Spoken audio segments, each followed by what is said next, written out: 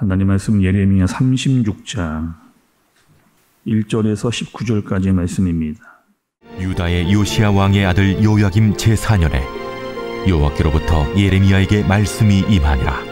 이르시되 너는 두루마리 책을 가져다가 내가 네게 말하던 날 곧 요시야의 날부터 오늘까지 이스라엘과 유다와 모든 나라에 대하여 내가 네게 일러준 모든 말을 거기에 기록하라. 유다 가문이 내가 그들에게 내리려 한 모든 재난을 듣고 각기 악한 길에서 돌이키리니 그리하면 내가 그 악과 죄를 용서하리라. 이에 예레미야가 네리야의 아들 바룩을 부르매 바룩이 예레미야가 불러주는 대로 여호와께서 그에게 이르신 모든 말씀을 두루마리 책에 기록하니라. 예레미야가 바룩에게 명령하여 이르되 나는 붙잡혔으므로 여호와의 집에 들어갈 수 없으니 너는 들어가서 내가 말한 대로 두루마리에 기록한 여호와의 말씀을 금식일에 여호와의 성전에 있는 백성의 귀에 낭독하고 유다 모든 성읍에서 온 자들의 귀에도 낭독하라. 그들이 여호와 앞에 기도를 드리며 각기 악한 길을 떠나리라. 여호와께서 이 백성에 대하여 선포하신 노여움과 분이 크니라. 네리야의 아들 바룩이 선지자 예레미야가 자기에게 명령한 대로 하여 여호와의 성전에서 책에 있는 여호와의 모든 말씀을 낭독하니라. 유다의 요시야 왕의 아들 여호야김의 제5년 9월에 예루살렘 모든 백성과 유다 성읍들에서 예루살렘에 이른 모든 백성이 여호와 앞에서 금식을 선포한지라. 바룩이 여호와의 성전 윗들 곧 여호와의 성전에 있는 세문 어귀 곁에 있는 사반의 아들 서기관 그마랴의 방에서 그 책에 기록된 예레미야의 말을 모든 백성에게 낭독하니라. 사반의 손자요 그마랴의 아들인 미가야가 그 책에 기록된 여호와의 말씀을 다 듣고 왕궁에 내려가서 서기관의 방에 들어가니 모든 고관 곧 서기관 엘리사마와 스마야의 아들 들라야와 악보리 아들 엘라단과 사반의 아들 그마랴와 하나냐의 아들 시드기야와 모든 고관이 거기에 앉아있는지라.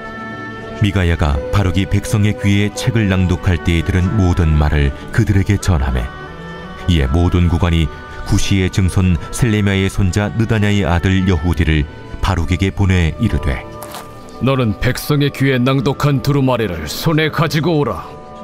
네리야의 아들 바룩이 두루마리를 손에 가지고 그들에게로 오니 그들이 바룩에게 이르되 앉아서 이를 우리 귀에 낭독하라. 바룩이 그들의 귀에 낭독하매 그들이 그 모든 말씀을 듣고 놀라 서로 보며 바룩에게 이르되 우리가 이 모든 말을 왕에게 아뢰리라. 너는 그가 불러주는 이 모든 말을 어떻게 기록하였느냐? 청하노니 우리에게 알리라. 바룩이 대답하되 그가 그의 입으로 이 모든 말을 내게 불러주기로 내가 먹으로 책에 기록하였노라. 이에 고관들이 바룩에게 이르되 너는 가서 예레미야와 함께 숨고 너희가 있는 곳을 사람에게 알리지 말라. 아멘. 여러분 오늘 말씀 1절에 보면 말씀이 임한 때가 나옵니다. 1절의 말씀을 보시면 특별히 유다 왕 여호야김이라고 이렇게 나오게 됩니다. 우리가 여러분 예레미야서를 보면서 특별히 많이 언급된 왕들이 있거든요. 근데 주로 어느 왕들이 좀 많이 언급이 되느냐? 먼저는 시드기야라고 하는 왕이 많이 언급이 됩니다. 왜 언급이 되느냐? 시드기야가 여러분 누구예요? 이 유다 왕의 맨 마지막째 왕이 바로 시드기야 왕입니다. 그러니까 이제 마지막 때가 됐으니까 그 가까워질수록 어떡한 거예요?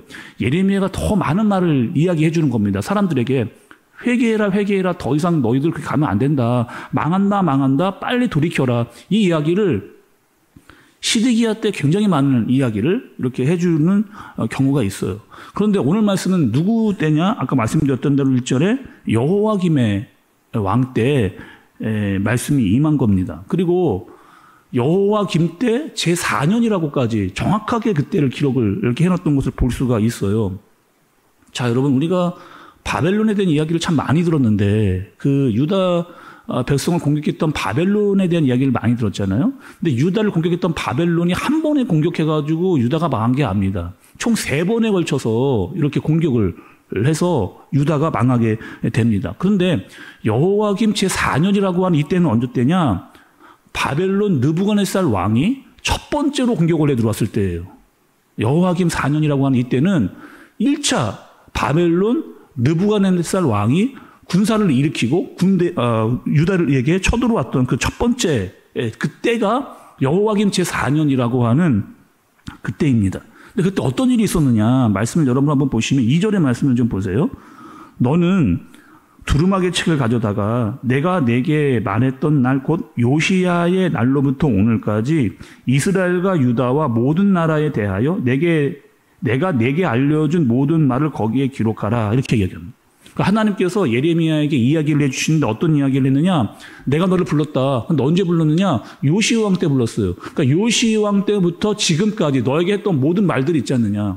내가 너에게 해줬던 모든 말들을 다 기록을 해라. 책으로 남겨라. 이렇게 이야기를 하시는 거예요. 그러니까 지금 이 이야기를 좀 들었을 때는 예레미야가 선지자로 불려진 지 대략 정도 한 25년 정도가 흘렀을 그때입니다. 그러니까 하나님께서 그동안 너에게 해줬던 아주 중요한 말씀들, 내가 너에게 예언을 해주었고 유다와 또 바벨론이 어떠한 일이 있을 것이라고 했던 그 말들을 다 기록을 해두어라. 책에다가 이렇게 이야기를 해준 거예요. 왜 여러분 책으로 기록을 해두라고 하나님께서 이야기하셨을까요?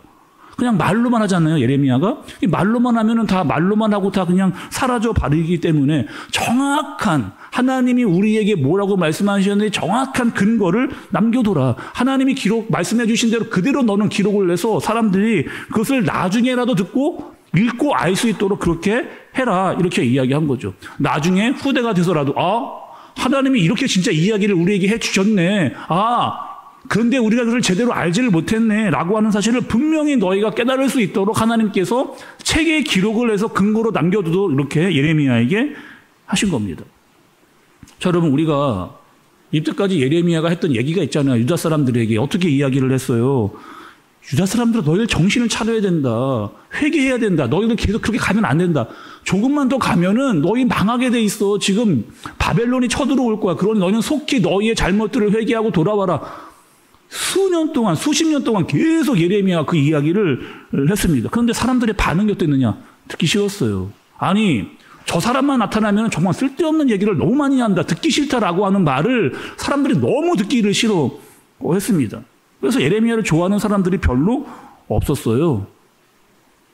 예레미야가 이제 책을 기록하기 위해서 기록을 하는데 어떻게 하느냐? 내가 말을 합니다. 예레미야가 말을 해요. 그러면 누가 기록을 하느냐? 바룩이라고 하는 사람이 예레미야가 해주는 말을 다 기록을 해주는 거예요. 그리고 5절에 보니까 여러분 예레미야가 붙잡혀 있다 이렇게 이야기가 나오잖아요. 5절에 보시면. 근데 이 붙잡혀 있다라고 하는 것은 지금 예레미야가 감옥에 갇혀 있다라고 하는 뜻이 아니에요. 사람들이 너무나 나를 미워하고 나를 너무나 지금 증오하고 때려잡으려고 막 죽이려고 하니까 내 활동에 많은 제한이 지금 걸려있는 그 상태를 지금 붙잡혀 있다라고 이렇게 이야기를 하고 있는 겁니다. 그래서 예레미야가 바룩에게 시키는 거예요. 어떻게 시키느냐? 바룩아, 너는 가서 있잖아. 이 말씀을 사람들에게 전해줘야 된다. 성전에 가서 이야기를 반드시 꼭 전해줘라고 이야기를 해주는 거죠. 근데 여러분 그때는 어떤 때라고요? 지금 바벨론이 1차 공격을 해와서 사람들이 많이 지금 잡혀가거나 죽임을 당하고 나라가 유린당하고 있는 그런 때에 지금 이 극박한 때가 돼서 예레미야가 바룩에게 말씀을 꼭 전해야 된다라고 시켜서 그를 성전으로 보내는 그런 상황입니다. 그리고 정말 성전에 가보니까 어떤 일이 있냐? 사람들이 다 지금 금식을 하고 있어요. 왜요? 나라의 위기가 있으니까 하나님 도와달라고 막 기도하면서 간절히 부르짖고 있는 그런 상황이 되어진 거죠. 그리고 성전에 가서 하나님의 말씀을 전하고 선포했더니 어떤 일이 일어나느냐? 여러분 보세요. 16절에 보니까 16절에 그들이 그 모든 말씀을 듣고 놀라 서로 보며 바룩에게 이르되 우리가 이 모든 말을 왕에게 알리리라 이렇게 얘기합니다. 여러분 잘 보세요. 예레미야가 지금까지 계속해서 했던 이야기입니다. 이야기는 지금 했던 이야기가 아니고요. 계속 해왔던 얘기예요. 그런데 지금 나라의 위기가 막 들이치고 진짜로 바벨론 1차 공격이 시작이 되니까 사람들이 이 위기 앞에서 그제서야 이 사실을 깨달은 거예요. 예레미야가 했던 우리에게 해줬던 말, 하나님이 우리에게 해줬던 그 말이 진짜구나를 그때 그때서야 제대로 깨달아서 지금 어떻게 하는 거예요? 이거는 지금 우리만 들어서는 안 되는 얘기다. 이 이야기를 누구에게? 왕에게 이야기를 해줘야 된다라고 사람들이 깨우치는 일들이 생겨나게 지금 되는 거죠.